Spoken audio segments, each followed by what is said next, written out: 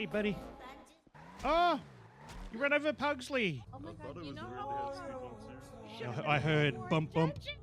I just can't look at him all day out here, pancaked on the fucking road, poor thing. Defenseless Pugsley, he couldn't even attack anybody. All he could do was bark and shake and sit. That was my baby dog. That was my baby dog. I'm not going to be able to work anymore today. It's so traumatic. Oh, even his face is more flattened than usual. Pugsley, my best friend. We had so much fun. He only went for one car drive with me, too.